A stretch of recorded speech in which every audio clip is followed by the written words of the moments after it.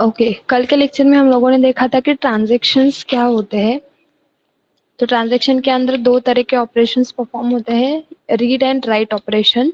Then उसी के साथ में एक और चीज देखनी थी विच इज डीसीएल स्टेटमेंट। तो डीसीएल यानी अपने जो डेटाबेस लैंग्वेज है या फिर एसक्यूएल जो है, इसके अंदर टोटल 3 लैंग्वेजेस यूज होती है, DDL, DML and DCL. Data definition language, data manipulation language and data control language. तो डीएमएल एंड डीडीएल ये दोनों लैंग्वेज आपने सीखे हैं एसक्यूएल में, जिसके अंदर आप लोगों ने सीखा था कि सिलेक्ट क्वेरी कैसे रन करते हैं, सिलेक्ट कैसे करते हैं, then insert command, update command, delete command, उसके बाद ड्रॉप कमांड, इस तरह के अलग अलग कमांड आपने देखे थे एसक्यूएल में। तो वो जो है that is DCL, DML and DDL. और पीएलएसक्यूएल में जो लैंग्वेज यूज होती है that is DCL, data control language, और ये एसक्यूएल में भी होती है। तो डेटा कंट्रोल लैंग्वेज में क्या होता है, data control language statement are use to create a privilege to permit user access and manipulation of the data. तो इसके अंदर बेसिकली क्या होता है कि जब भी आप लोग डेटाबेस को क्रिएट करते हो, और जब अगर सपोज मैंने डेटाबेस को क्रिएट किया है, तो मैं उसको जो नेम दूंगी या जो पासवर्ड दूंगी वो मेरी ऑथोरिटी रहती है, यानी वो डेटाबेस को सिर्फ मैं ही यूज कर सकती हूँ। वो मेरा जो डेटाबेस है वो मेरा प्राइवेट डेटाबेस है, उसके अंदर की इंफॉर्मेशन जो है वो कॉन्फिडेंशियल है। मुझे अगर वो डेटा किसी के साथ शेयर करना है या फिर उसके अंदर के जो टेबल्स है उसको अगर मुझे किसी और के साथ शेयर करना है, तो मुझे उनको प्रिविलेज देने पड़ेंगे, मुझे उनको एक्सेस देना पड़ेगा मेरा डेटाबेस का। फॉर एग्जांपल जैसे मेरा अगर मोबाइल है तो वो मेरी पर्सनल चीज़ है, मेरे मोबाइल के लिए पासवर्ड रहेगा, देन मेरे ईमेल आईडी के लिए पासवर्ड रहेगा। लेकिन अगर मुझे वो किसी और को यूज़ करने के लिए देना है या फिर एक्सेस अगर किसी और को देना है, तो मुझे उनको यूज़र आईडी और पासवर्ड देना पड़ेगा मेरा। तो वो जो प्रिविलेज देने का काम रहता है वो रहता है डीसीएल स्टेटमेंट में, डेटा कंट्रोल लैंग्वेज। ये डेटा को कंट्रोल करने का काम करता है। और आप लोग जो एडमिन या फिर एज ए एडमिन आप लोग डेटा को सेव करते हो, एज ए एम्प्लॉय आप जब डेटा को सेव करते हैं, तो आप लोगों को अलग अलग प्रिविलेज जो है, प्रिविलेज यानी राइट्स, एक्सेस करने की परमिशन, ये जो प्रिविलेज रहते हैं ये आपको बाय डेटाबेस मिलेंगे। डिपेंड कि आप लोग ने कैसे उसको लॉगिन किया है, एज ए एडमिन अपने डेटाबेस को लॉगिन किया है या फिर एज ए यूजर अपने डेटाबेस को लॉगिन किया है। तो डीसीएल स्टेटमेंट में आपको दो चीजें मिलती है, grant statement and revoke statement. Okay, a DCL statement manage the authority to access the data that user have on database object। तो DCL statement क्या करता है, authority provide करता है, जो आप लोग डेटा किसी और का अगर यूज करने वाले हैं या फिर आपका डेटा कोई और यूज करने वाला है, तो जो आप लोग उनको प्रिविलेज देंगे उसको कंट्रोल करने का काम DCL स्टेटमेंट करता है डेटाबेस सिस्टम में। Then DCL statement contains two main statement that is grant and revoke.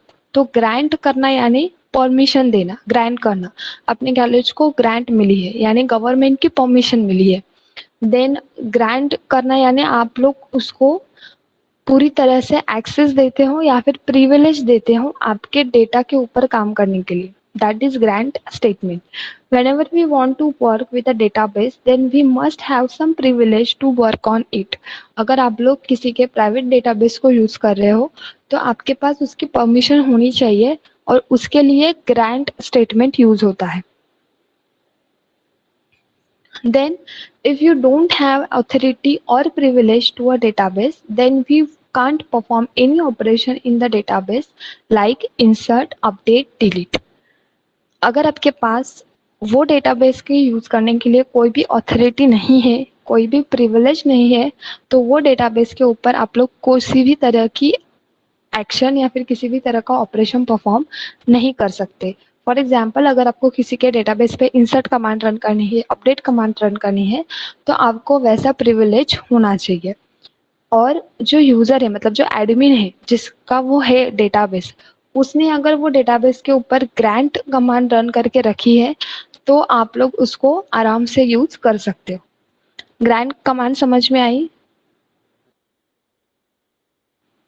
Grant यानी परमिशन देना। तो ग्रांट कमांड क्लियर हुआ?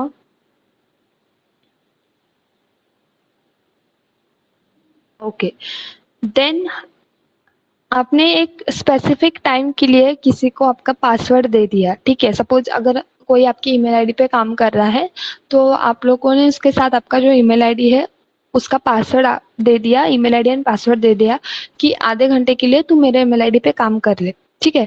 बट आधे घंटे बाद आप लोग क्या उसके पास से पासवर्ड जो वापस लोगे तो वो ऐसे थोड़ी देगा कि हाँ ठीक है वापस ले जाओ। तो इससे क्या होगा, उसके पास लेकिन वो पासवर्ड सेव रहेगा हमेशा के लिए, राइट। वो पासवर्ड जो है और आपका जो ईमेल आईडी है वो फ्यूचर में कभी भी उसको जो है ओपन कर सकता है और उसको मिसयूज कर सकता है। आप लोग उसको डिलीट नहीं कर सकते उसके सिस्टम से या फिर उसके माइंड से। तो उसके लिए आप लोग क्या करते हैं, एक स्पेसिफिक टाइम के बाद आपकी ईमेल आईडी का पासवर्ड आप लोग चेंज करते हैं फॉर अ सिक्योरिटी रीजन। यानी आपने उसको जो परमिशन दी थी कि आप मेरा ईमेल आईडी यूज करो, वो परमिशन आपने वापस ले ली। तो आप लोग क्या करते हैं, डायरेक्टली वो पासवर्ड चेंज कर देते हैं ईमेल आईडी का, जिससे आपका ईमेल आईडी सेव रहता है या फिर सिक्योर रहता है। वही सेम चीज आप लोग जब डेटाबेस के साथ करते हो कि सपोज आपने आपका डेटाबेस मुझे कुछ टाइम के लिए यूज करने के लिए दे दिया, ग्रांट कर लिया, मुझे परमिशन दे दी, लेकिन 1 घंटे बाद अगर आपको ऐसे लगता है कि हाँ अभी काम हो गया है खत्म, तो आप लोग क्या करते हो, जो मुझे परमिशन दी थी यूज करने के लिए उसको आप लोग वापस लेते हो। तो उसको बोलते हैं रिवोक कमांड। यानी जो प्रिविलेजेस आपने मुझे दिए थे टू यूज योर डेटा, वो आपको वापस लेने हैं, क्योंकि वो डेटा आगे जाके मिसयूज ना हो और आपका डेटा जो है वो सिक्योर रहे। तो उसके लिए आप लोग कमांड यूज करोगे रिवोक। रिवोक करना यानी रिमूव प्रिविलेजेस, जो आपने प्रिविलेजेस दिए थे उसको रिमूव करना। यानी रिवोक कमांड रन होने के बाद आपका जो डेटाबेस है वो प्रॉपरली प्राइवेट बन जाता है और कोई भी उसके ऊपर काम नहीं कर सकता। ओके, तो उसके लिए सिंटैक्स है revoke select insert update delete on table name from user name. तो आपको, आप अगर रिवोक कमांड रन करते हो, रिवोक कमांड रन करने के बाद जो टेबल के लिए आपने रिवोक कमांड दिया है उसका नाम लिखना है और एज अ यूजर आपको आपका नाम लिखना है। तो इसका मीनिंग क्या होता है कि आप लोग या फिर कोई और भी वो डेटाबेस के ऊपर या फिर वो टेबल के ऊपर select insert update and delete ये कमांड रन नहीं कर सकता। तो इससे क्या होता है, आपका जो डेटा है वो सिक्योर रहता है। For example revoke select on student from John, तो स्टूडेंट टेबल नेम है और उसका यूजर नेम है जॉन, तो उसने क्या किया है, रिवोक कमांड को रन किया है। तो आप लोग स्टूडेंट टेबल के ऊपर कोई भी कमांड रन नहीं कर सकते, ठीक है। और जब आप लोग किसी को ग्रांट देते हो यानी परमिशन देते हो आपके डेटा को यूज करने के लिए, तो आप लोग लिखोगे grant select on student to Jay. To Jay यानी आपने जय को परमिशन दी है, जय आपका एक यूजर है जो डेटाबेस को यूज करने वाला है, तो आपने उसको परमिशन दी है आपका जो स्टूडेंट टेबल है उसको यूज करने के लिए। और जैसे ही आपको ऐसे लगता है कि अभी काम खत्म हो गया है तो आपको कमांड रन करनी है revoke select on student from from जय। तो टू और फ्रॉम ये दोनों का डिफरेंस आपको क्लियर हो जाएगा। फ्रॉम अगर आप लोग लिखते हो यानी आपने जो प्रिविलेजेस दिए थे वो रिवोक कर लिए, और टू जब आप लोग लिखते हो यानी आपने उनको प्रिविलेजेस दिए हैं। ये है आपका DCL statement, data control language. समझ में आया? क्लियर है दोनों को? Grant and revoke. तो ग्रांट करना यानी क्या? परमिशन देना। किसे परमिशन देना?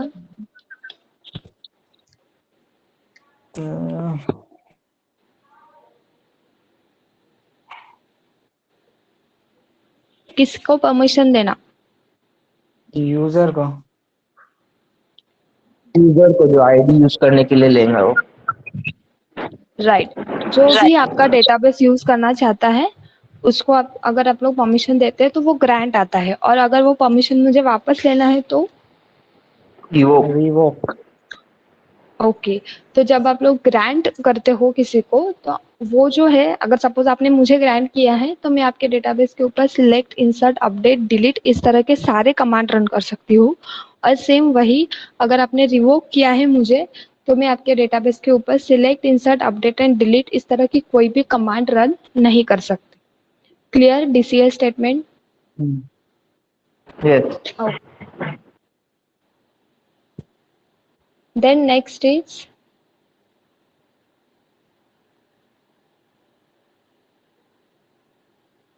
okay. So the next topic is making changes permanent with commit. Okay तो ट्रांजेक्शन में आपने दो चीजें देखी थी, read operation and write operation. Read operation में आप लोग क्या करते हैं, सिर्फ डेटाबेस का स्टेटस रीड करते हैं, मतलब फिलहाल उसका जो बैलेंस क्या है वो आप लोग चेक करते हो रीड ऑपरेशन में.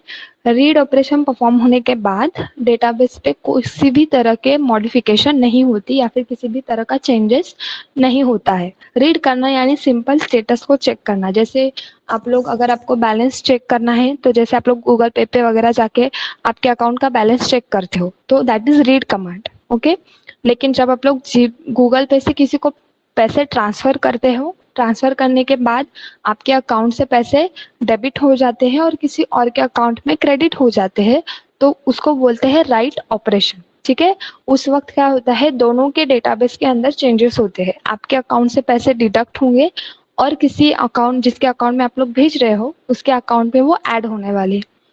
तो राइट ऑपरेशन परफॉर्म करने के लिए सबसे पहले रीड ऑपरेशन परफॉर्म होता है और उसके बाद राइट ऑपरेशन परफॉर्म होता है. देन जो आप लोग राइट ऑपरेशन परफॉर्म करते हो तो राइट ऑपरेशन परफॉर्म करने के बाद डेटाबेस के अंदर जो चेंजेस होते हैं दोनों तरफ, उसको सेव करने के लिए, मतलब सेव करना भी जरूरी है ना, कि अगर मेरे अकाउंट से 10 रुपीज किसी को मैंने सेंड किए हैं तो मेरे अकाउंट का जो डिडक्शन वाला अमाउंट है, कि सपोज पहले 100 रुपीज था, मैंने 10 रुपीज आपको सेंड कर दिए, तो अभी जो मेरे 90 रुपीज है मेरे डेटाबेस में और आपके अकाउंट में जो 10 रुपीज गए हैं, ये दोनों तरफ जो है ट्रांजेक्शन सेव होना जरूरी है. अगर सेव नहीं होंगे और ट्रांजेक्शन होने के बाद भी मेरे अकाउंट में 100 रुपीज दिख रहे हैं और आपके अकाउंट में सेम अमाउंट दिख रही है जो पहले की थी, तो आप लोग एज ए यूजर कंफ्यूज हो जाओगे कि आपका ट्रांजेक्शन कंप्लीट हुआ है कि नहीं हुआ है. राइट, तो उसके लिए आपको क्या करना पड़ता है, आपका जो ट्रांजेक्शन है वो कंप्लीट होने के बाद उसको कमिट करना पड़ता है. तो कमिट यानी क्या, to permanently save your changes. जो भी आपके राइट ऑपरेशन परफॉर्म होने के बाद चेंजेस हुए हैं उसको परमानेंटली सेव करना. तो उसको सेव करने के लिए आप लोग कमिट ऑपरेशन परफॉर्म करते हो. कमिट यानी permanently save. The commit statement is used to save the changes permanently to the database so that they will become visible to consequent transaction. तो अगर आपने commit आपका ट्रांजेक्शन होने के बाद अगर आपने कमिट स्टेटमेंट को रन किया है तो उसके बाद आपके डेटाबेस जो है वो परमानेंटली सेव हो जाते हैं. तो सेव होने के बाद उसके ऊपर क्या रहता है, प्रेजेंट वैल्यू जो है वो शो होती है. तो उसे उस टाइम बाद अगर आपको फिर से किसी को पैसे सेंड करने हैं, अगर मुझे फिर से किसी को पैसे सेंड करने हैं तो मेरा प्रेजेंट बैलेंस उस टाइम पे 90 रुपीज सेव होगा, बिकॉज मैंने कमिट जो है वो स्टेटमेंट को रन किया था. ठीक है, तो कमिट क्या करता है, आपका जो ट्रांजेक्शन हुआ है उसको परमानेंटली सेव करने का काम करता है. The commit statement can commit the transaction means it can end a transaction before saving it permanently. तो अगर आपका ट्रांजेक्शन कंप्लीट हुआ है और आपको ऐसे अश्योरिटी है कि मेरे अकाउंट प्रॉपरली अपडेट हो गए हैं, तो आपको करना है कमिट को रन. और कमिट जब आपका रन हो जाएगा उसके बाद आपका ट्रांजेक्शन कंप्लीटली एंड हो जाएगा. ठीक है, देन उसके बाद कमिट का सिंटैक्स है commit work and no chain. ठीक है, तो नो चेन जो है वो ऑप्शनल है कि अगर आप लोग सपोज मल्टीपल चीजें करते हैं, मल्टीपल ट्रांजेक्शन्स कर रहे हो एट द टाइम, तो जो भी आपने चेन लिखा है, मतलब A to B, B to C, जो भी आपने परफॉर्मेंस दिया था वो लिखना पड़ता है. बट जनरली आप लोग सिंपल कमिट और सेमी कॉलन दोगे और एंटर करोगे तो आपका जो चेंजेस है वो परमानेंटली सेव हो जाता है. देन कमिट के कुछ स्टेटमेंट्स है जो आप लोग यूज कर सकते हैं, कि मतलब कमिट अगर आपको रन करना है तो आप लोग लिख सकते हैं कमिट सेमी कॉलन, या फिर आप लोग लिख सकते हैं कमिट वर्क सेमी कॉलन और एंटर करना है. Then commit and no chain, यानी कि आपने सिर्फ सिंगल ट्रांजेक्शन किया है, मल्टीपल ट्रांजेक्शन नहीं किया है, तो commit and no chain semicolon. Then commit work and no chain, मतलब कि जो भी अभी तक का वर्क हुआ है उसको परमानेंटली सेव करो और कोई भी उसके आगे चेन नहीं है. तो इस तरह के बहुत सारे टाइप्स है, बट हम लोग जनरली कोई भी एक ट्रांजेक्शन कंप्लीट होने के बाद कमिट सेमी कॉलन और एंटर करते हैं, जिससे हमारा जो ट्रांजेक्शन है वो एंड हो जाता है और आपका जो दोनों तरफ का डेटाबेस है ये प्रॉपरली सेव हो जाता है, दैट इज कमिट। देन यहाँ पे आप लोग एग्जाम्पल देख सकते हैं। When you use a commit statement into your transaction, that means you are at the stage from which you cannot go back to the change of the transaction. एक बार आपने commit कर लिया तो उसके बाद आपके डेटाबेस जो है प्रॉपरली सेव हो जाते हैं, तो आप लोग डेटाबेस के अंदर कोई भी चेंजेस नहीं कर सकते बिकॉज वो परमानेंटली सेव हो जाता है। Then when commit statement is encountered by a system, then all the changes made by the programmer is stored permanently to the database. एक बार आपका commit आपने फायर कर लिया तो उसके बाद डेटाबेस का जो प्रोग्रामर रहेगा या फिर डेटाबेस जो है खुद से दोनों तरफ परमानेंटली डेटाबेस को सेव करेगा। तो यहाँ पे आप लोग एग्जांपल देख सकते हैं। Consider the customer table having the following records. तो रिकॉर्ड को आप लोग प्रॉपरली चेक करो। टेबल में टोटल 5 कॉलम्स है, ID, name, age, address and salary. दिख रहा है? हाँ, यस।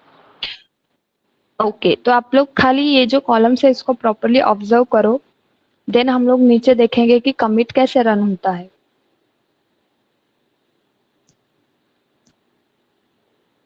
तो इसके अंदर टोटल 5 कॉलम्स है एंड 7 रोज है। ठीक है, तो एग्जाम्पल देखते हैं। Following is an example which would delete those records from the table which have salary less than 5,000 and then commit the changes in the database। तो अगर आपको कुछ स्पेसिफिक सैलरीज को डिलीट करना है तो मैंने कंडीशन रखी है कि लेस देन 5,000 जिसकी भी सैलरी है ऐसे रोज को मुझे डिलीट करना है। तो उसके लिए मैं कमांड लिखूंगी delete from customer where salary less than 5,000 and semicolon. ठीक है, ये तो अपनी एसक्यूएल के कमांड है, आपको याद होगा। डिलीट क्या करता है, आपका जो रो है उसको परमानेंटली डिलीट करता है। ठीक है, तो मैंने डिलीट की कमांड रन की, मुझे लेस देन 5,000 के जो रोज थे उसको मुझे डिलीट करना था और उसके बाद सेमीकोलन के बाद मैं डायरेक्टली क्या लिखूंगी, कमिट सेमीकोलन। ठीक है, तो कमिट सेमीकोलन लिखने के बाद आउटपुट आएगा मेरा। तो आउटपुट में आप लोग नीचे देख सकते हैं 1 3 4 6 7 इस तरह के 5 रोज हमें मिले हैं। टोटल 7 रोज में से 2 रोज जो थे वो डिलीट हो गए। तो कौन से डिलीट हो गए हैं, आप ऊपर के टेबल में देख सकते हैं। रो नंबर सेकंड जिसका आईडी है सेकंड, नेम है सुशांत, सैलरी थी 1,000 वो डिलीट हो गया है। और रो नंबर 5 प्रीतम, सैलरी थी 3,000 तो वो डिलीट हो गया है बिकॉज हमारी कंडीशन थी लेस देन 5,000। तो मुझे आउटपुट में क्या मिला है 1 3 4 6 7 ये रोज मुझे मिले हैं और मैंने कमिट सेमीकोलन लिखा है। तो इससे क्या होता है, मेरा ये जो अपडेटेड टेबल है सेकंड वाला ये परमानेंटली सेव हो जाएगा। ठीक है, ये परमानेंटली सेव हो गया है। अभी मैं इस टेबल के अंदर कोई भी चेंजेस नहीं कर सकती। Clear commit command? हाँ, दोनों को समझ में आया?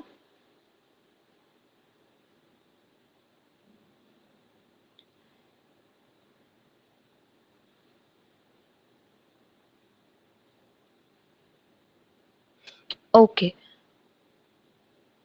Then next undoing changes with a rollback. तो आप लोग जब कमिट करते हैं तो आपका जो डेटाबेस है वो परमानेंटली सेव हो जाता है। ठीक है, परमानेंटली सेव होने से क्या होता है कि जो आपका डेटा डिलीट हो गया है वो डिलीट हो गया। आप लोग उसको वापस भी लाना चाहते हो ना, बिकॉज कभी कभी क्या होता है हम लोग गलती से किसी रो को डिलीट कर लेते हैं तो हम लोगों को एक कमांड चाहिए कि वो मुझे रोल बैक करके दे। रोल बैक करके देना यानी जो मेरे से मिस्टेकली डिलीट हुआ है रोज उसको मुझे वापस लाना है। तो उसके लिए मेरे पास कमांड है roll back. A rollback statement is used to undo a changes which are not saved to the database. The statement is only used to undo the changes from the time when the last rollback or commit statement was executed. When any database user make a changes to a transaction but has not yet saved these changes, the data will be sorted in a temporary state or a transaction log. तो rollback कब होता है कि suppose आपने commit कर लिया, आपने जैसे यहाँ पे 2 रोज जो है वो डिलीट हो गए, ठीक है, लेकिन मुझे सेकेंड वाला रो वापस चाहिए। तो कमिट स्टेटमेंट जो है मेरा परमानेंटली जो है डेटाबेस को सेव करने का काम करता है। तो अगर मुझे लेकिन वो जो डिलीटेड हुए थे उसको वापस एक बार देखना है, तो फॉर द वन टाइम, यानी कमिट आपका स्टेटमेंट रन होने के बाद सिर्फ एक बार आप लोग डेटाबेस को रोल बैक कर सकते हो। क्या बोला, समझ में आया? कि सपोज मैंने कमिट रन कर लिया, अभी मेरे पास 5 रोज है, लेकिन मुझे प्रीवियस वाला टेबल फिर से देखना है, तो मैं सिर्फ एक बार टेबल को रोल बैक कर सकती हूँ। Clear? Roll back command commit statement के बाद सिर्फ एक बार ही आप लोग रन कर सकते हो, आपका प्रीवियस वाला डेटा आपको वापस मिल जाएगा। If the user want to see the unsaved data, then can be accessed from the transaction log by using rollback statement। तो आप लोग rollback statement से सिर्फ एक बार rollback statement आपका रन होगा और आपका जो प्रीवियस वाला टेबल था एज इट इज आपको दिखेगा। फॉर एग्जाम्पल, जैसे आप लोग वर्ड पे वगैरह काम करते हो, और वर्ड पे जब भी आप लोग काम करते हो और आपने गलती से कुछ टेबल को वगैरह डिलीट कर लिया या फिर कोई इमेजेस आपसे डिलीट हो गए, तो आप लोग फटाक से क्या करते हो, Ctrl+X करते हो, या फिर आप लोग क्या करते हो, ऊपर जो ऐसे एरोज लिखे रहते हैं तो उसमें से जो उल्टा वाला एरो रहता है आप लोग उसके ऊपर क्लिक करते हो, तो उससे क्या होता है, वो चीजें वापस आती है। बट वैसे ही वो एक ही बार होता है, वैसे ही कमिट के बाद रोल बैक आपका सिर्फ एक ही बार रन होगा और प्रीवियस वाला टेबल आपको दिखेगा। That is roll back. और रोल बैक रन करने के लिए भी सेम आपको लिखना है roll back semicolon after commit. After commit अगर आप लोग सपोज कमिट आपने रन नहीं किया है, आपने सिर्फ डिलीट टेबल ये वाला कमांड रन किया है और उसके बाद आप लोग रोल बैक कर रहे हो, तो आप लोग मल्टीपल टाइम रोल बैक कर सकते हो। लेकिन अगर आपने कमिट स्टेटमेंट को रन किया है तो उसके बाद सिर्फ एक ही बार आप लोग टेबल को रोल बैक कर सकते हो। क्लियर?